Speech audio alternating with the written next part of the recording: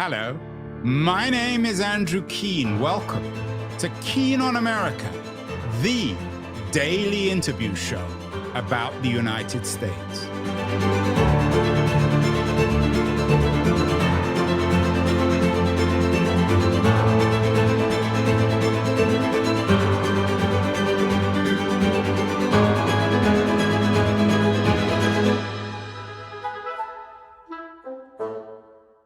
Hello, everybody. A few days ago, I did my regular technology weekly show with Keith Tier, and he asks what time it is. And we talked about what moment we're in world history. He imagines we're in 1905, the failed First Russian Revolution and the Japanese defeat of Russia, which marked the beginning of the end of the Russian Empire and maybe the beginning of the end of Europe.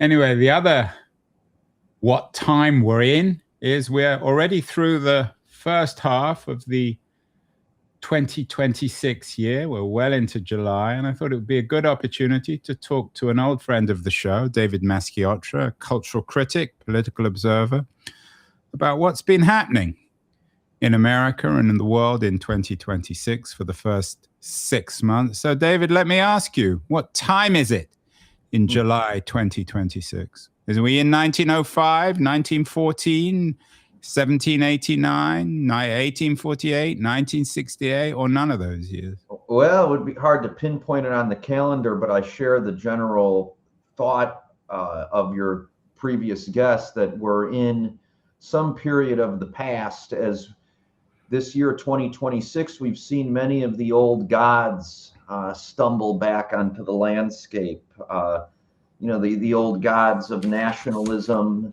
the old gods of male chauvinism, the old gods of paranoia and conspiracism.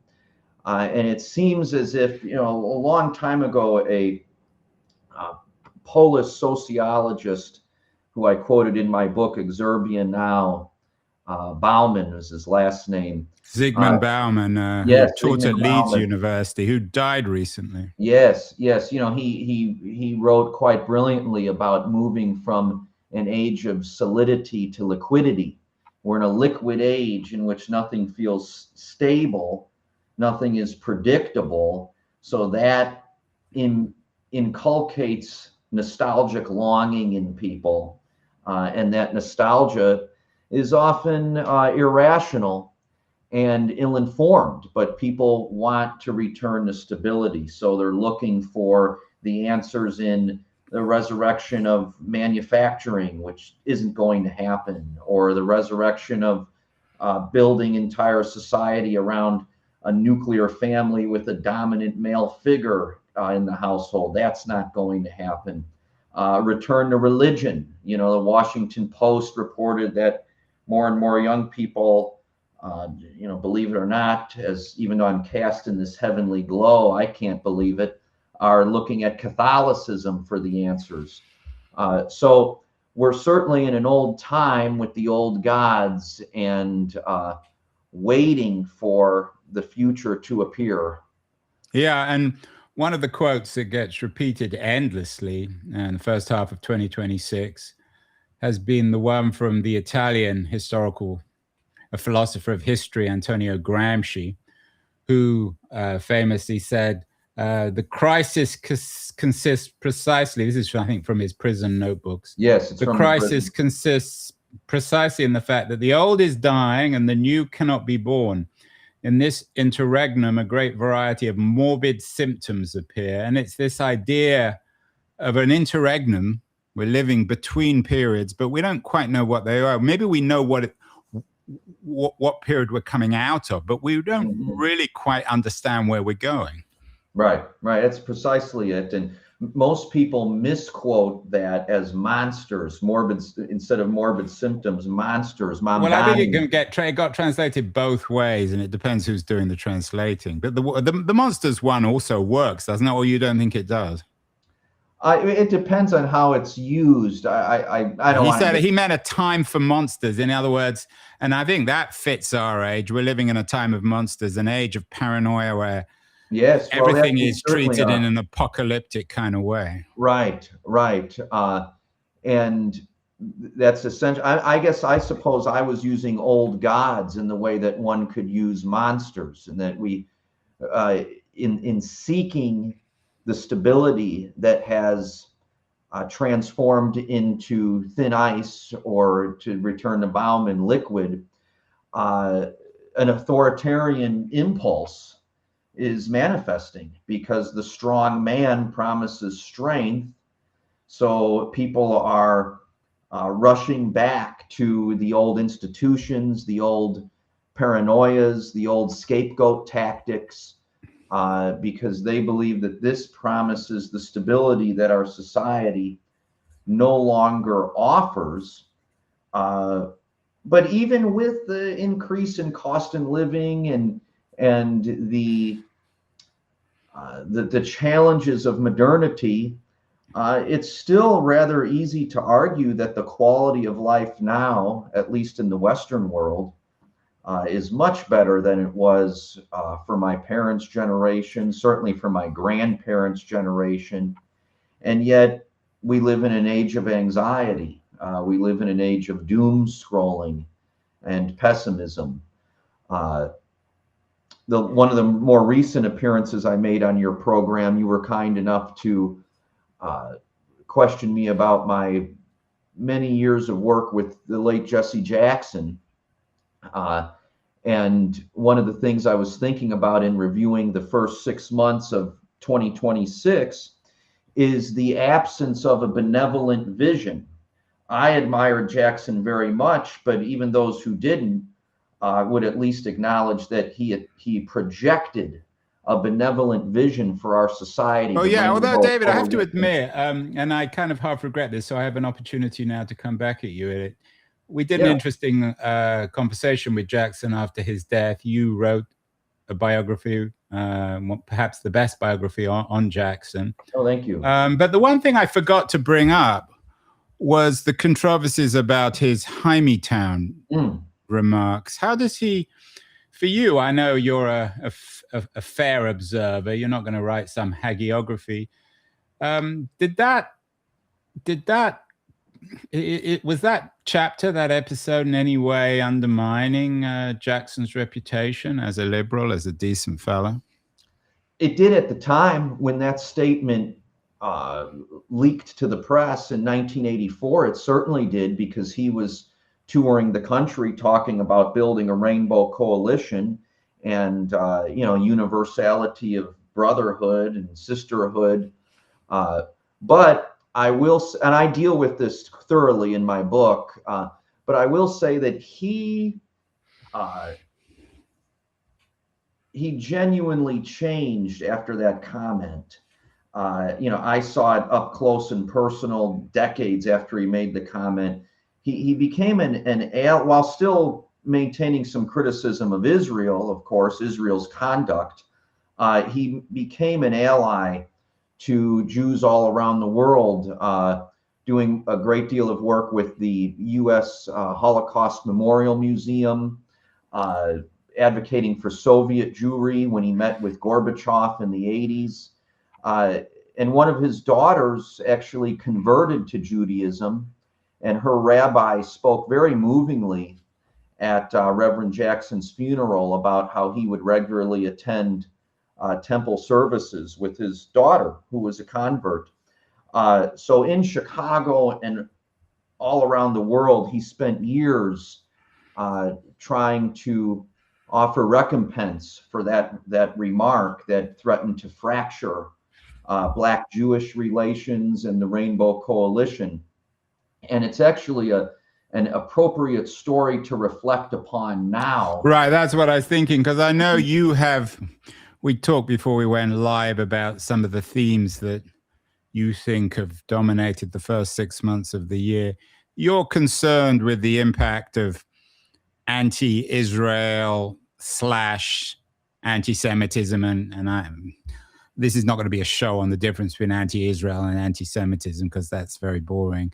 You can find other shows that discuss that endlessly. But I know you're concerned with its impact on the left, the preoccupation of the left, the American left, with Israel and anti-Semitism, and this whole question of American Jewry and Israel, which maybe because of what happened with Jackson, he was able to address. Yeah, I'm very concerned about it for two reasons. First of all, and I won't spend too much time on this either, because I agree with you, it's boring and redundant. But the criticism of Israeli conduct following October 7th, for many on the left, has morphed into an all-encompassing paranoia and worldview in which the nefarious forces of AIPAC, Zionists and Zionist donors, and what they call the Epstein class, control everything, not just policy within Israel itself, but everything around the world. Yeah, and you use this word Epstein class, and I found a couple of web pages with, of course, that title. So this is not just David Masciotra. This is a real term that now gets thrown around. Right, thrown around quite haphazardly and abusively. But does it only associate with Israel? I mean, you can be part of the Epstein class and not be Jewish or not be pro-Israel, presumably. Well, when it's coupled with like the recently disgraced and fallen candidate for the Senate in Maine, Graham Plattner, in his speeches, he would always couple it, I thought, in quite a sinister way, with AIPAC and Zionism. So, when you've got AIPAC, Zionism, and then Epstein class, the emphasis on this Jewish sex criminal's name, you can see he's building a worldview there, and a crescendo, a climax. Yes, many others have done that, and I think that's quite dangerous. I mean, this is anti-Semitic conspiracy theory and mongering 101, and it's also, you use the word preoccupation. Increasingly, it's becoming some kind of bizarre litmus test in politics within the Democratic Party. So, if you're running for the Senate in Maine, or Congress in Denver, Colorado, or even governor of California, you have to declare that Israel is committing genocide, that AIPAC is the worst and most evil of all lobbies. And I think that this is all not only dangerous on its own merits, because it stirs up hatred and suspicion of Jews, but it's also going to come back to bite the Democratic Party, because it already has, I think. I mean, you mentioned the Plattner thing, which is one of the main narratives of the first 6 months in terms of the Democratic Party. Yeah, imagine you're a voter in Michigan who is predominantly concerned with the cost of living and civil rights here at home, and you're listening to a Democratic primary debate, and all the candidates are discussing is this country the size of New Jersey, thousand. I mean, at best, you're going to think this is really bizarre. This has nothing to do with. But you could make the same argument, David, about 1968 and Vietnam. I mean, Vietnam at that point, I know you'll say that there were many hundreds of thousands of American troops there and all the rest of it. But could one argue that Gaza, Israel is, or at least should be, the Vietnam of 2026? I wouldn't make that comparison, because I mean, I'm trying to avoid getting into the whole conversation about Gaza, but I think that this idea that Israel was committing genocide, it took off on October 8th, 2023. And although there is plenty of room to criticize, rebuke, and ridicule Israeli conduct after October 7th, the genocide thing was always overwrought and was always a way to smuggle through customs all of the anti-Semitic baggage that we're seeing attached to this increasingly paranoid and bigoted worldview that's now consuming Democratic Party politics. The Vietnam War was directly a direct policy of the United States, and it was ongoing. I mean, now the Israeli-Gaza war is largely over, and yet this is still a litmus test on Democratic Party politics. And if you listen very closely to these DSA candidates, they no longer talk about Netanyahu.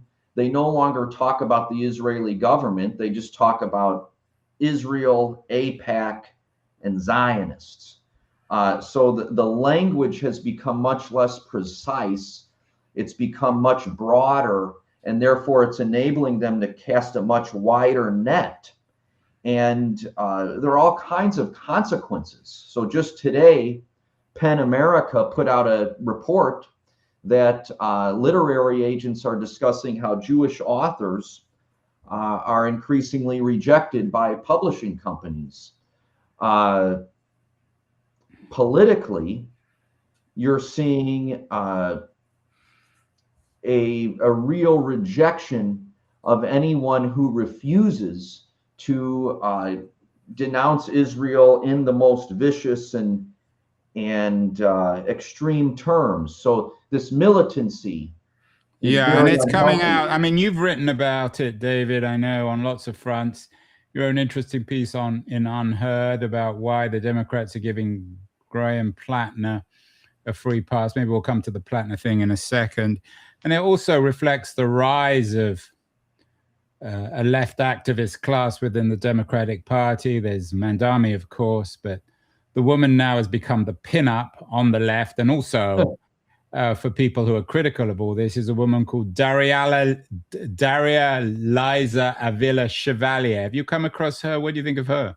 Oh, yeah. Well, she's a good example of what I'm describing. I mean, because she was an organizer of the October 8th rally in New York that AOC denounced and other very progressive politicians denounced as essentially celebrating Hamas and celebrating the Hamas attack. So there's been a very very quick move in, to use the famous Daniel Patrick Moynihan phrase, defining deviancy down. The standards keep getting lower, and Quiros, running for Congress in Denver, she has said that the October 7th attack is a consequence of apartheid. So essentially, blaming Israel for the slaughter and rape and torture of over 1,000 civilians, many of whom were peaceniks, celebrating and dancing at a peace festival. So this is all review, but when we're talking about 2026, I think one of the most important stories to discuss and to monitor moving forward is this collapse of the progressive left into not only anti-Semitism, but tolerance for misogyny, the enforcement of, I don't even want to call it purity tests, but adherence to these weird views. So this is the Plattner story too. This is why some people on the left clung to Plattner, even if he clearly was, even he acknowledged guilty of, if not rape, certainly some questionable behavior with women. Plattner's probably the most salient example of it, because much more interesting and noteworthy than him is all of the people who defended him up until the very last moment. It was very reminiscent of the behavior of Republicans surrounding Trump in 2016 and 2020. The pussy remark, the grab by the pussy remark. There's this idea that, might makes right, and authenticity means cruelty and vulgarity, and therefore any aspiration to virtue or enforcement of moral standards of decency is merely virtue signaling and phoniness. This kind of deranged and poisonous thinking that has come to dominate Republican Party politics is now gaining more and more purchase on the left. And this is a very worrisome development. I say this as someone who votes Democrat in every election, as someone whose views are pretty well to the left. But I don't want to live in a country where we have two parties that have sacrificed and surrendered ethics and restraint in the name of the authenticity boogaboo, to quote Stanley Crouch, the late Stanley Crouch. And like the right got into this mania of nationalistic xenophobia. We see the consequences of that now on the streets with ICE and in detention centers that are ICE run. The left is developing its own paranoid form of bigotry surrounding Jews. They may call them Zionists and AIPAC, but we all know who they're talking about. Some people might say, David, well, this is all very well, but look at the crisis and indeed collapse of the center left throughout the world. Biden, Starmer, the entire disappearance of the center left in France, maybe even in Germany. And that what you're describing, maybe you're describing the extreme wing, the Daria Liza Avila Chevalier side, which might be extreme. They're the Freikorps maybe of the left. But it's an essential move for the left if they're actually going to be able to compete with Trumpism, MAGA. They have to take on some of that language. You and I have had this conversation before. There's the congresswoman in Texas, who I know you quite admire. So how do you not throw the baby out with the bathwater when it comes to becoming more populist, but at the same time not falling into the distasteful miasma of left populism with its anti-Semitic associations? Yeah, well, that's what I was about to get to. I mean, I don't have the answer. If I did, I would be, trying to share it with anyone who would listen. If you did, you'd be working for Gavin Newsom. Right. Yeah, God help me. But that's the point I was trying to get to with bringing up, my late friend and biographical subject, Jesse Jackson. If someone did come along with a benevolent vision right now, and Jackson was a populist when he ran in 84 and 88, my question was going to be, would anyone listen?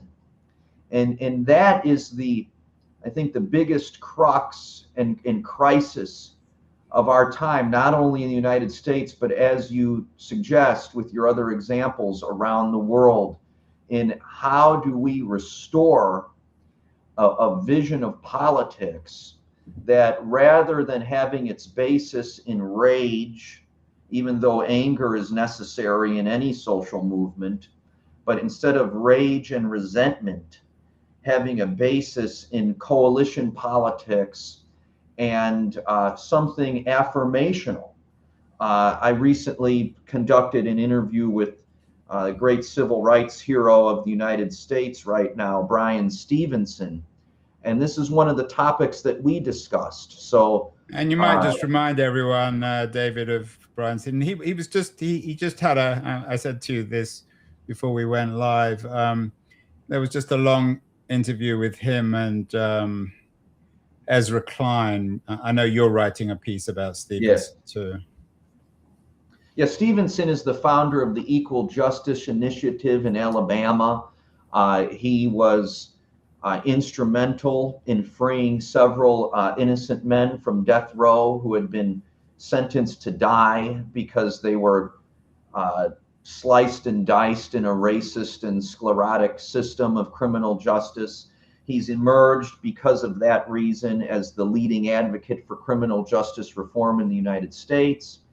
And he's also spearheaded the Legacy Sites, Museums, and Remembrance Project, which is designed to memorialize in physical spaces slavery and lynching. But he has a very inspiring and hopeful message, and he believes in positive change. I would say in the United States of America, the moral center of our politics throughout our history was and remains the civil rights movement. So I don't know how you do it in the UK or Germany or Italy or France or even Japan, that's becoming increasingly conservative. But in the United States, a resurrection and an amplification of not only civil rights rhetoric, but civil rights ethos could restore that moral center. That's one reason why I'm quite fond of Senator Raphael Warnock in Georgia, because he comes out of the civil rights tradition. And well, his church is the old MLK church, Ebenezer. So he's literally out of that tradition. Exactly. He's still in it.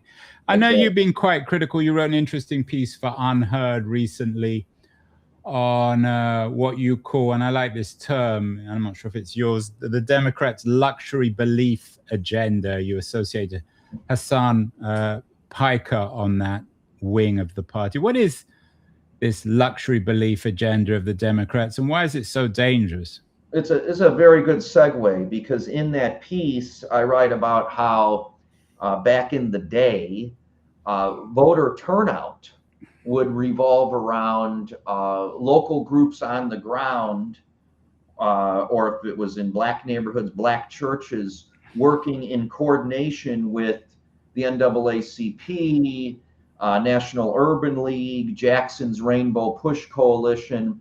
And it was bottom up. It was, what issues concern you as voters in the inner city of Chicago or LA? Those are the issues we'll get our candidates to discuss.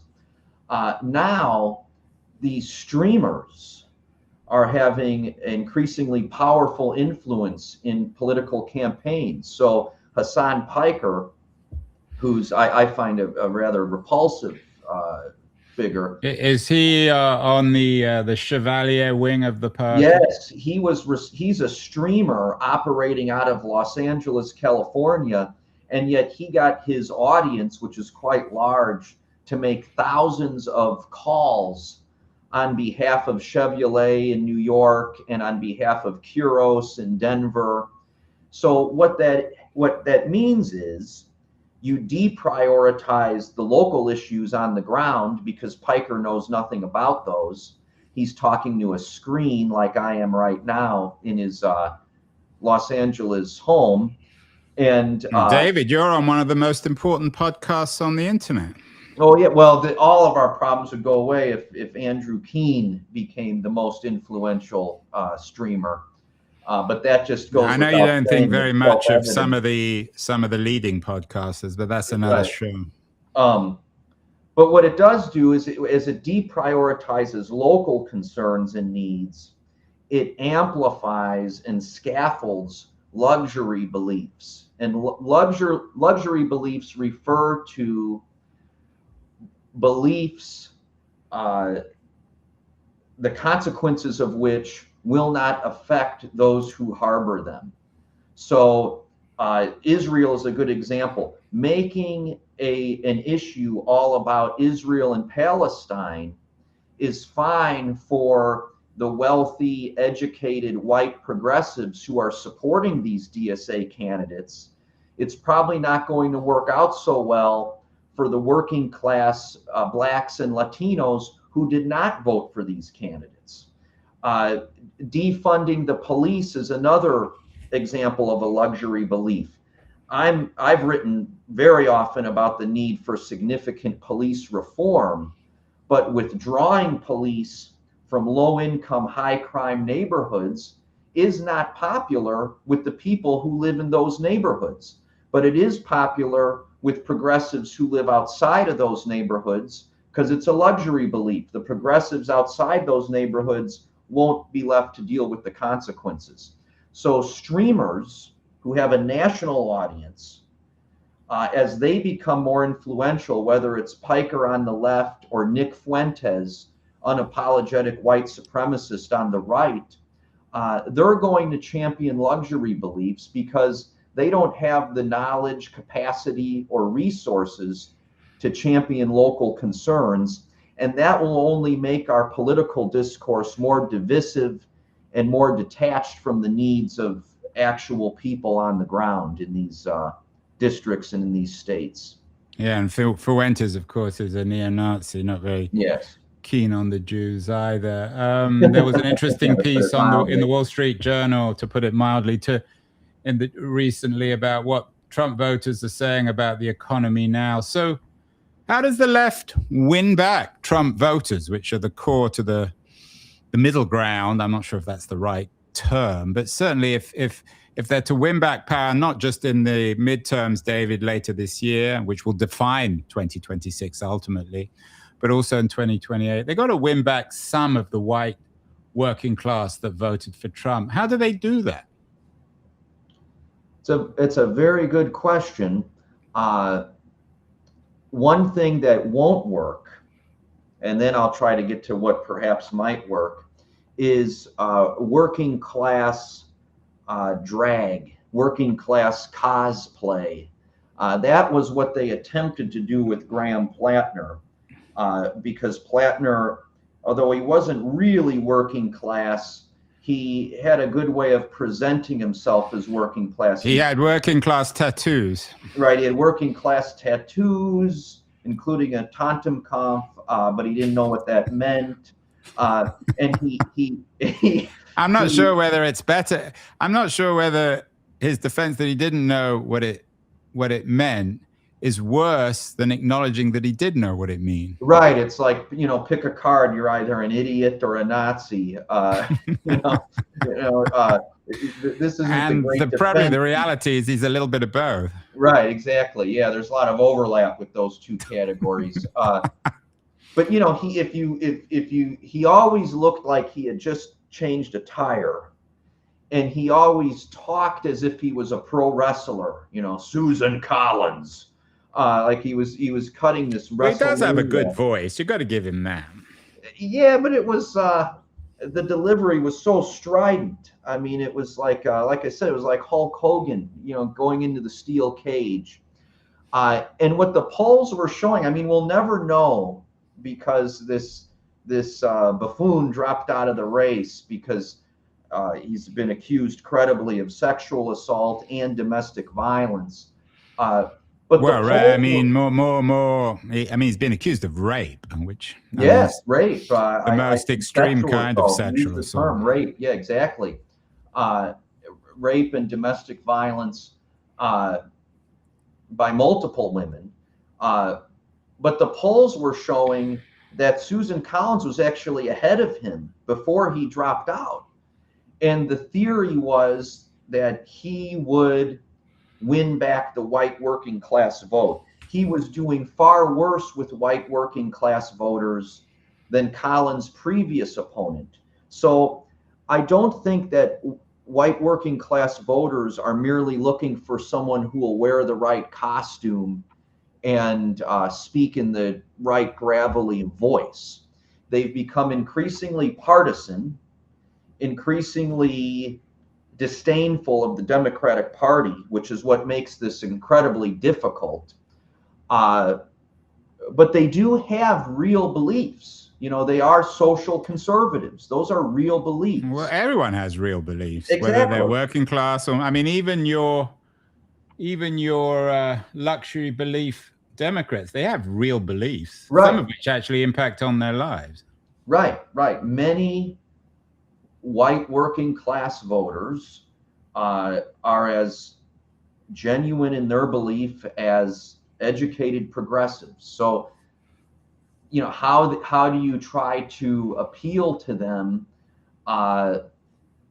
One thing that I will say is that if you look at the people who have appealed to them in the past, even though things have changed, It is people who find a way to speak directly to their concerns, and not speak in the nomenclature and the verbiage of a consultant firm or what is trendy with the progressive left. And one interesting thing to come out about Plattner was the terms that appeared most consistently in his fundraising emails and in his speeches, his stump speeches, were, as I was saying earlier, AIPAC, Zionism, Epstein class.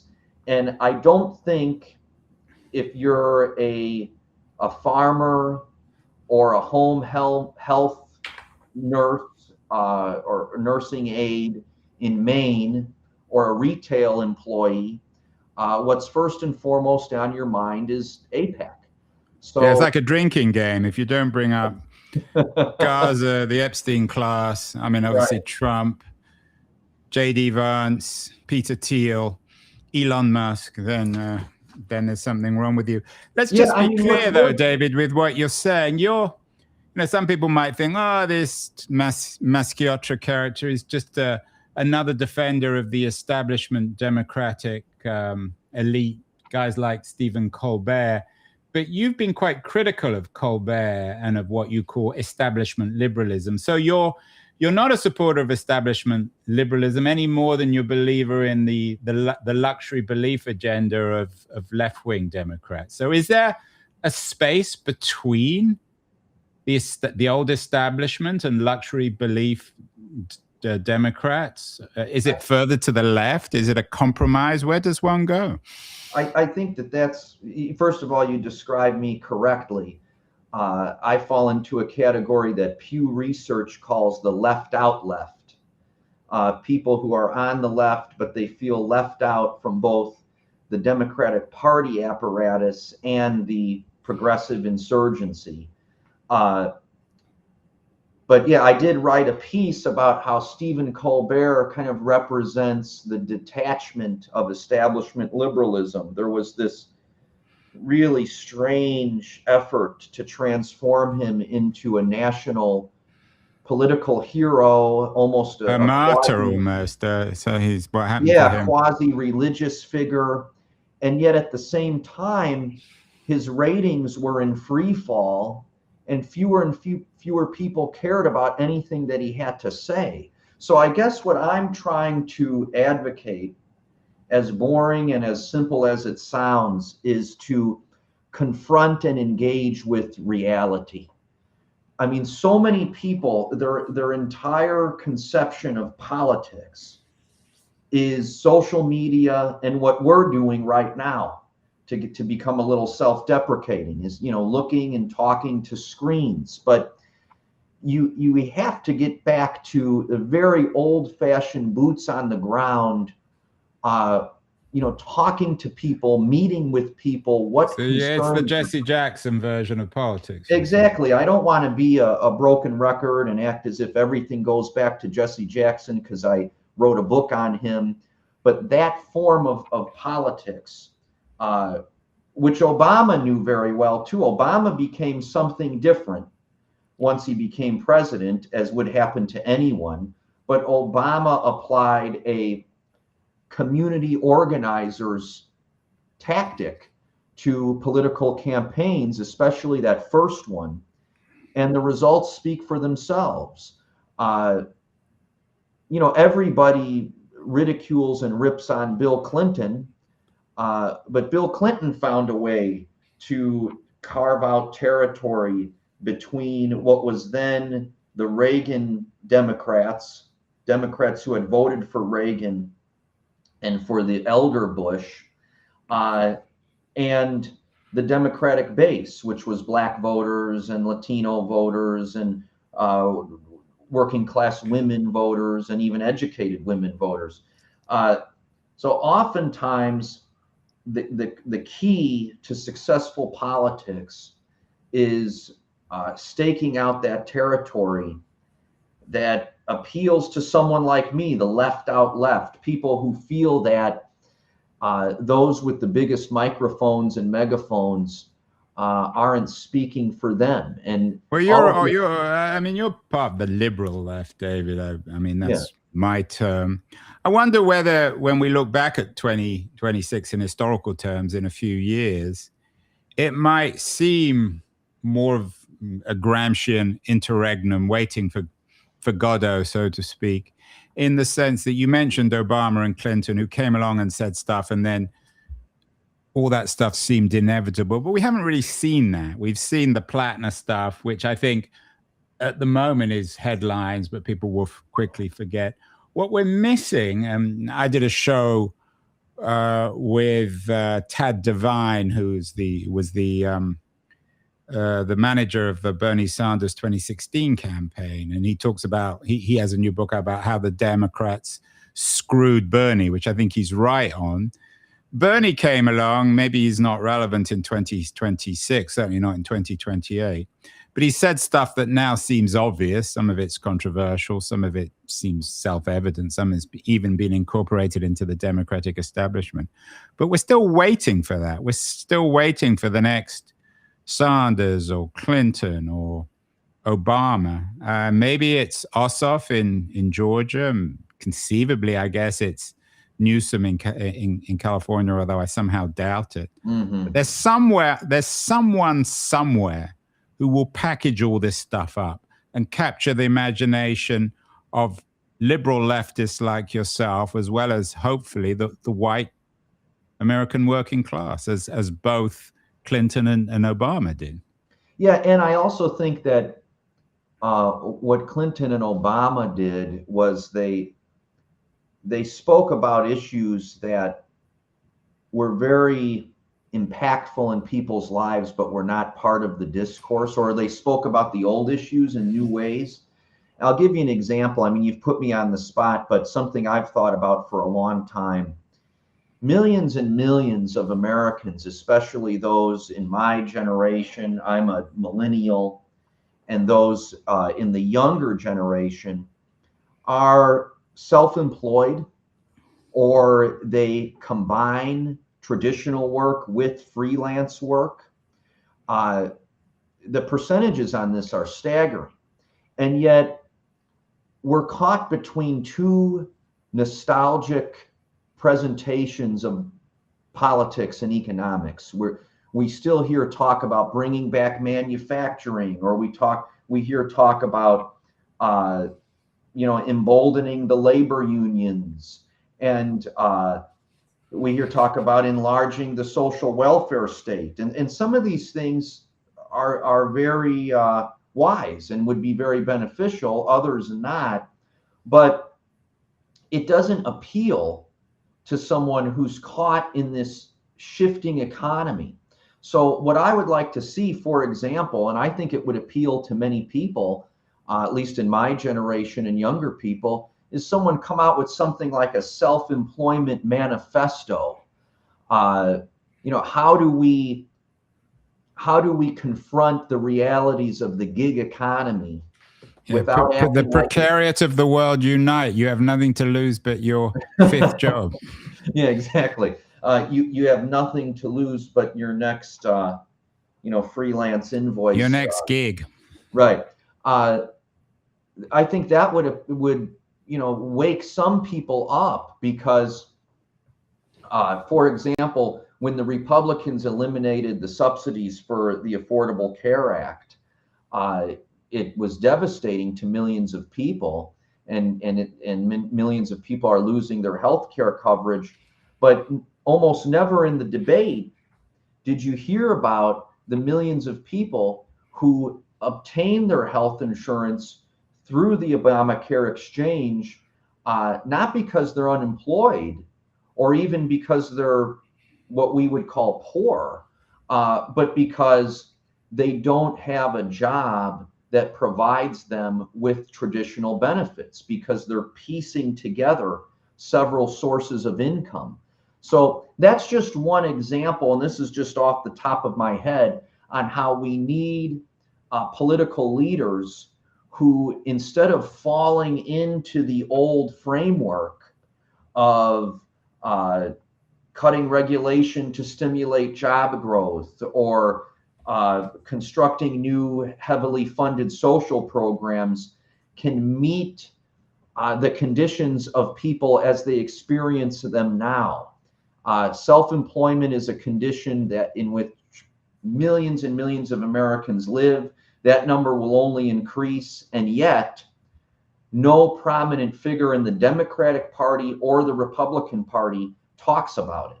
Yeah, it's a really good point, David, and it's a Yeah. good point to end on. I know you're also concerned with this sharp turn of most Americans against AI, and perhaps the opportunity would be for the next Clinton or Obama to actually somehow incorporate the potential of AI for the dominant precariat class that you've observed. As you know, most people have more than one job.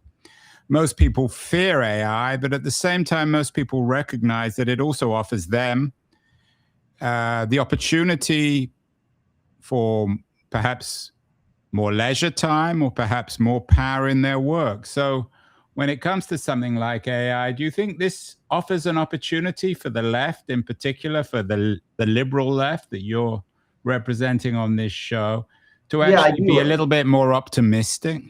Yeah, I do. I think that in the immediate future, a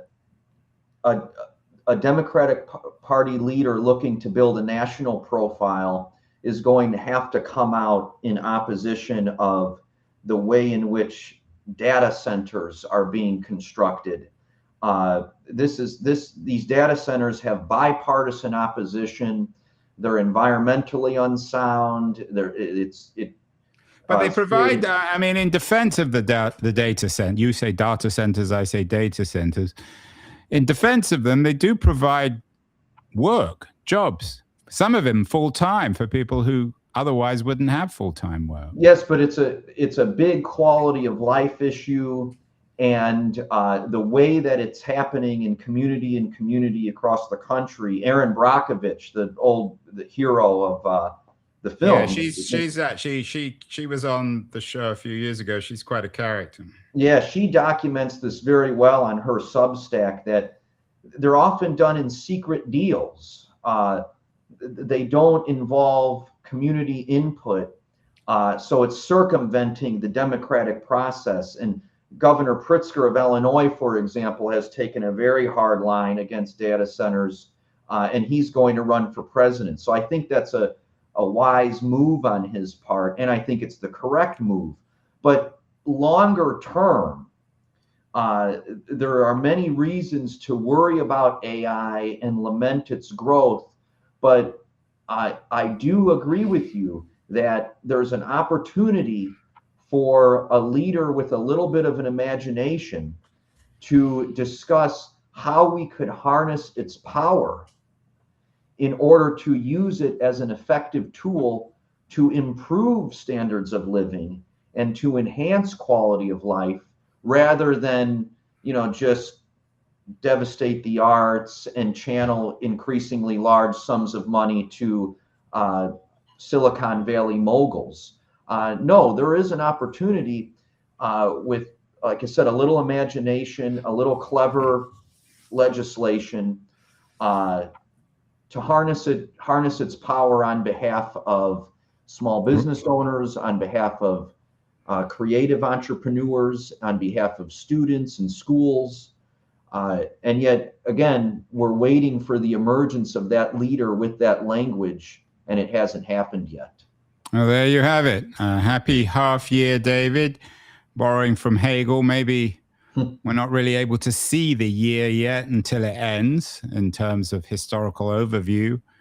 But certainly, it's been an interesting 6 months, probably more questions than answers. And by the end of the year, by late December 2026, I think we'll have some more answers. David Masciotra, old friend of the show. I'm sure you'll be on the show before December 2026, but we'll get you back on the show and we can revisit all these themes and see whether anyone's come up with the answer, especially on the left liberal wing of the Democratic Party. So thank you so much. Thank you. I enjoyed it as always. Hi, this is Andrew again. Thank you so much for listening or watching the show.